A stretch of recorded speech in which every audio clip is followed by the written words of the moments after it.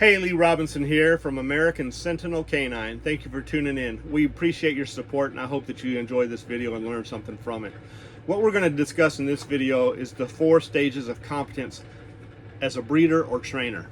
So in this case, it's not really about the dog. It's going to be more about the person behind the dog.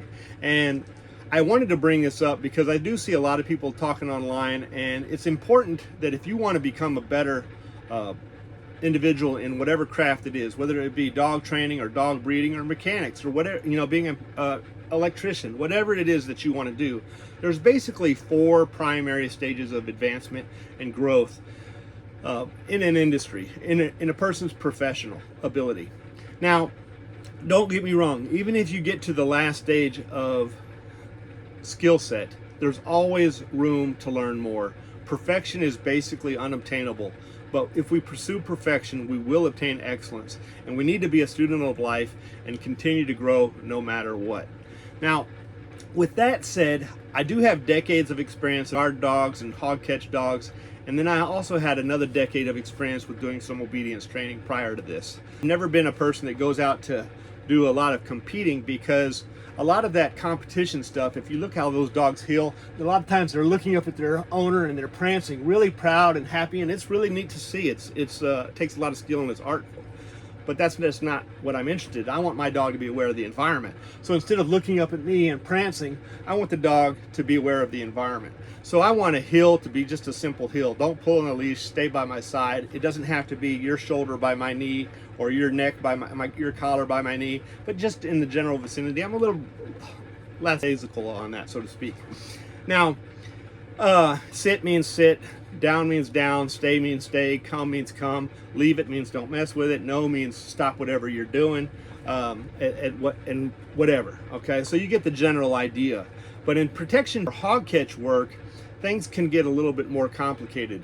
Or in some other type of venue, whether what you're doing, maybe you're doing treadmill racing, maybe you're doing wall climb, maybe you're doing weight pool, maybe you're doing dock diving, whatever it is that you're doing, drug detection, whatever it is that you're doing, there's still basically 4 levels of skill set for the man behind the dog or the craft. Now, that first stage of skill set is basically unconsciously incompetent. So what does that mean? It means you don't know that you don't know, okay? So you don't know what you don't know.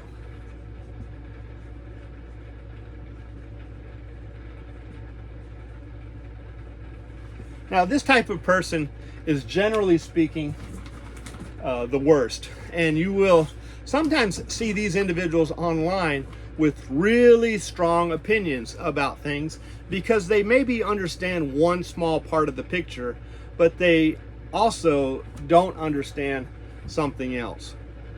For example, let's say a person is shooting a semi-automatic pistol and they know how to pull the trigger to make the gun go bang, but they don't know that on most semi-automatic pistols there's a slide that reciprocates. And so they put their hand up behind their other hand and they have their hand up high, and that slide reciprocates and hits their hand.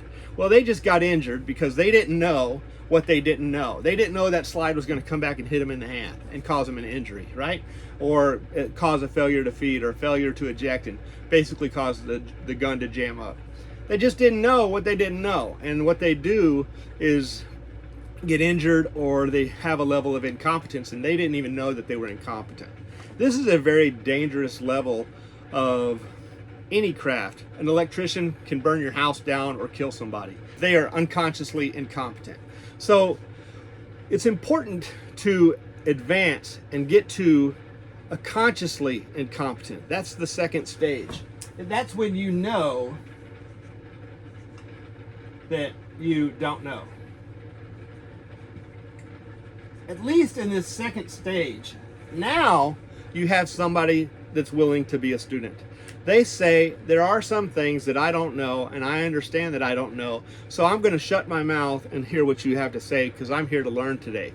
Maybe I have some opinions, maybe I even know some things that you don't know, but right here, right now, I'm going to keep my mouth shut, hear what you have to say, and after I learn what you have to say, if I have a question, I'll ask it, and then maybe even I have an opinion on something, and I'll ask that, and we can go back and forth and discuss that issue.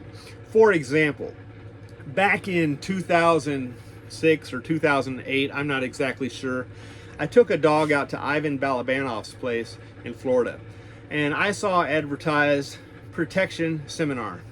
And so since I do protection training, I wanted to go to that protection seminar. And I registered to go, and I was going to take my dog Preacher Man. It was 2008, I believe. Preacher Man was a very serious dog in his day and would absolutely had to be told no to leave people alone.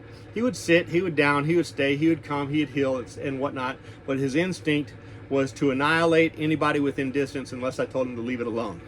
He was a protection dog, a sentry dog, and a state guardian, but still personal protection dog because he listened to me as his person to protect. Now, with that said, after I registered for this seminar, I learned, okay, I knew Ivan Balabanoff was a great trainer, but when I saw a protection seminar advertised, I thought this is going to be a protection seminar. So I'm going to go there and learn some skills about protection training from one of the best in the industry. Turns out, thankfully, before I went, I found out it was not a protection seminar. It was a seminar on the protection phase of Schutzen, which isn't really protection. It's a sport. Now, I'm not against sports. I think sports are great. They're great ways to test the skill sets of a dog. They're great ways to test the skill sets of a trainer. But the sport has a different mindset than does protection on the street. Ivan Balabanoff used to call his training method obedience without conflict. Now he calls it training without conflict. It's changed over the last, few decades. He wants that dog in Schutzen, the protection portion of the Schutzen phase, he wants that dog to do certain routine exercises that are routine. It is a patterned exercise that everybody's going to do the same thing the same way, basically. And so he wants that dog to perform that routine without conflict. That's not protection. Protection is combat, and combat is stress related. There is conflict in combat. Thankfully for me, I found out before I went, and because I found out it was a protection phase of Schutzen and not protection training, I decided I would leave that I would leave Preacher Man at home, because if I took him, I would have probably been asked to take my dog home because he was a serious man-stopping type of dog. So I changed and left him here and took another dog instead. I took Lynn. She was a 1.5-year old dog, and she had done some bite work. She was a clean biter. If you put a sleeve out there, she would take it. She wouldn't go for your face or your knee or something like that. She'd target the equipment, the bite zone. But she would also target the man, meaning if you slip that sleeve, she would spit it out and come back to the man. When that happened on Ivan's field, he was like, oh, no, not good, not good. I kind of talked with a different dialect there because he has an accent. You know, he's from another country. But anyway, we worked on that, and I kept my mouth shut. I was there to learn what he had to say. Why? Because regardless of him doing a different venue, I was humble enough and should remain humble because I'm here with one of the best trainers in the world, Ivan Balabanoff. I guarantee you, if he wanted to do serious man work, that guy knows exactly how to do it. He would train circles around 99.9% of the people in the protection industry. Okay? Phenomenal trainer. So I kept my mouth shut about my opinions, and I learned what he had to offer, because if I was going to share my opinion, I'd be wasting my time. I didn't pay money to go tell my opinion. I paid money to be a student and learn from one of the best in the industry. So initially when I signed up, I did not know that it was protection of seminar, the protection phase of Schutzen. But I did find out that I didn't know that, and I changed my plan, and I took a dog and I learned from him. All right, so, and I brought some techniques back that I can use in protection training. But there are some people online that aren't willing to do that. They're so in their closet, they won't expand their view to learn what someone else has to offer and modify that technique or skill set for their own thing. Also, a lot of times people just don't see what's going on. I've seen dogs that what they call cur out, which means quit. So a game dog is a dog that goes in and bites and holds and stays in hold, regardless of the stress of combat, regardless of the conflict. They're willing to commit and stay in there. The old statement or question, are you game? Hey, you want to go to that blah blah blah tonight? Are you game? Which means, are you willing to go? Well, the same thing is true for a game dog. That's what game means. It means, are you willing to go and stay and commit to this task regardless of any other inconveniences that it may cause in your life. And you're like, yeah, I'm game, let's go. Okay, maybe it's going to cost me some money, maybe I had another obligation, but you know what, I'm going to drop those things and we're going to go. That means I'm game, I'm willing to go. Well, a game dog is going to go in and engage. A dog that stops short of that is called a cur. A cur dog will bark at an object but not engage it. Now, maybe they'll engage if another dog, like a game dog, comes in and grabs a hold of a pig. Maybe that cur will go in and grab a hold of the pig after the game dog got it, because now it has the buddy confidence, so to speak. The dog that, the old schoolyard bully that he goes around and picks on people and picks on people, but he doesn't really start anything. He just picks on people unless a bunch of people are watching that are his friends. Now he gets really confident, and next thing you know, 2 or 3 or 4 people are jumping on somebody. That's like a cur dog. They're not going to do it on their own. They have a false confidence. It's not really commitment. They're not going to fight somebody that's of equal capabilities or greater. A game dog will. A game dog will go attack a bear and get killed, so unless their handler watches out for their well-being. And that's what a good owner should do. A good owner should watch out for their dog and take care of their dog. Now, there's a time and place for when a dog is expendable. If a pedophile breaks into my child's room, obviously, or a mugger or a kidnapper breaks into my child's room with malicious intent, my dog can go in there, and if my dog was to get killed to save my daughter, I'm willing to make that trade, because obviously my daughter is more important than the dog. Now, some people say, I will never let my dog die. But what if I'm not home?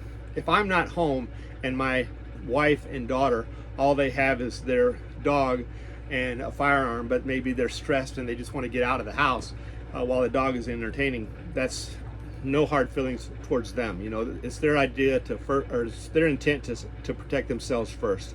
So in that situation, the dog would be expendable, in my opinion. Do I want that to happen? Of course not. We love our animals, but I love my family more. All right.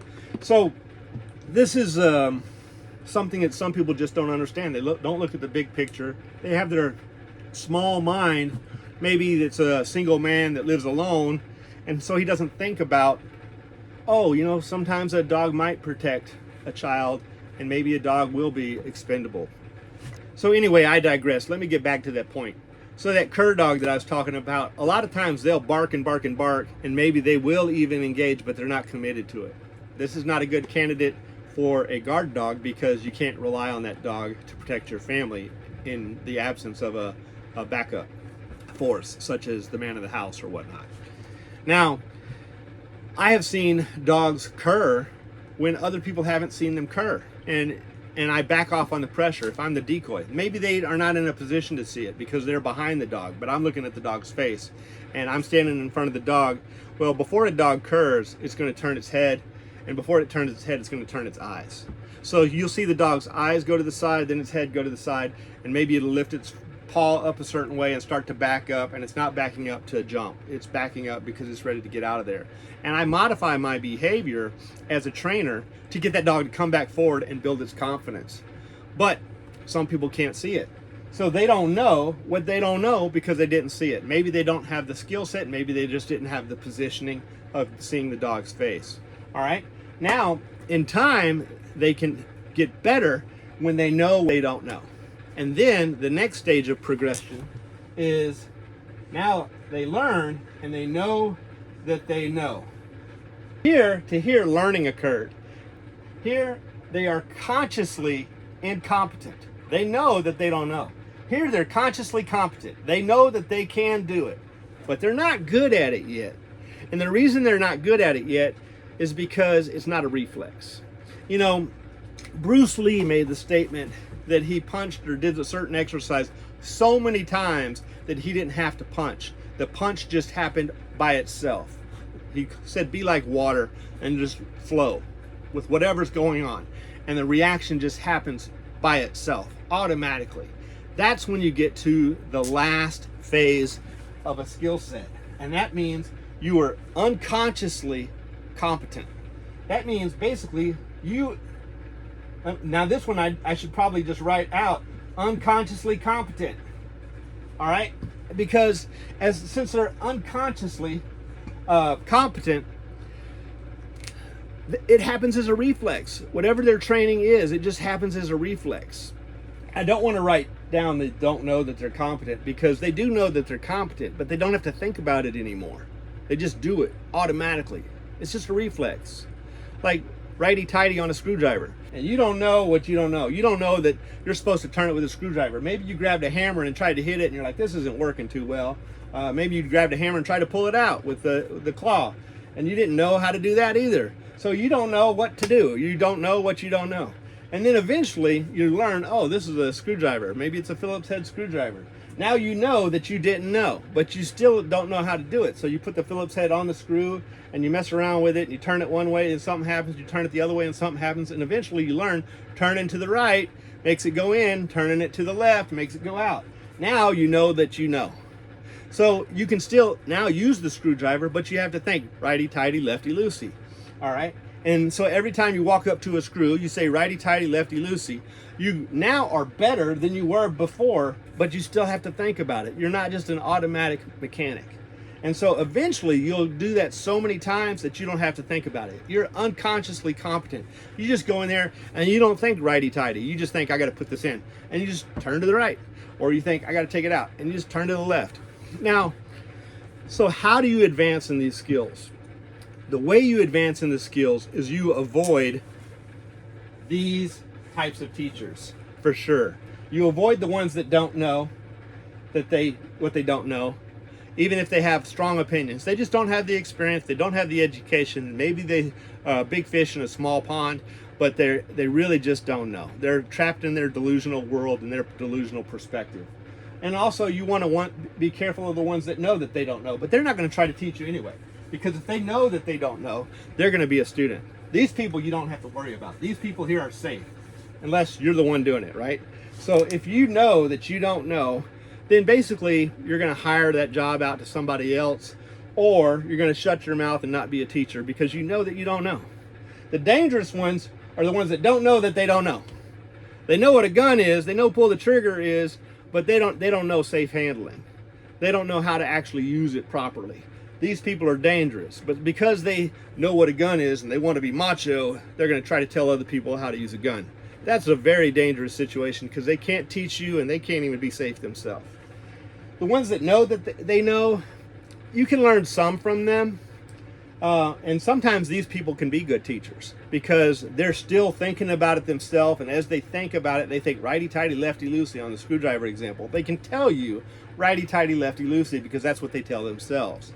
Sometimes these people can be good teachers, but the best in the industry do it automatically. So if you can hook up with somebody who's unconsciously competent, somebody that doesn't even think about it and they know it, they just do it automatically.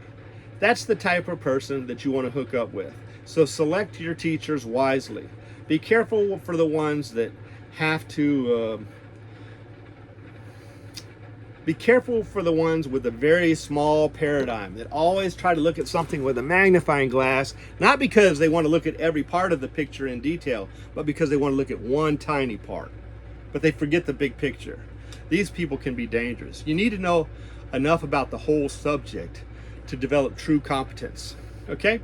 And so look for people who have been doing this for decades, and look for people who have not only years of education, but also years of discipline in the craft, and also preferably people who are good teachers and have had a number of students, people that have proof of concept year after year. Be careful of people that have claims but don't have the evidence. What this really should be is unconsciously incompetent, consciously incompetent, consciously competent, unconsciously competent. These people have not only just have the science of it, they also have the art of it. So here you have ignorance is bliss. Here you have knowledge. The wise man knows he's a fool. Here you have competence and ability and the science of it. And here you have science and art. This is a true master craftsman. And by the way, on this subject, we all need to check our egos. We need to be a student for life, because no matter how great you think you are, all of this stuff, whether you're a dog trainer, whether you're a dog breeder, keep your ego in check, because all of this is temporary. There's only one thing that lasts forever, and that's your relationship with Christ. Y'all get that right, and if you think you don't need him, if you think you're a good person, remember, Christ said None are good but the Father. We have all fallen short, and only He can provide us eternal life. Y'all take care and have a blessed day. If you like this video, give us a thumbs up, like and subscribe, or if you want to, you can donate down below. Y'all have a blessed day and take care.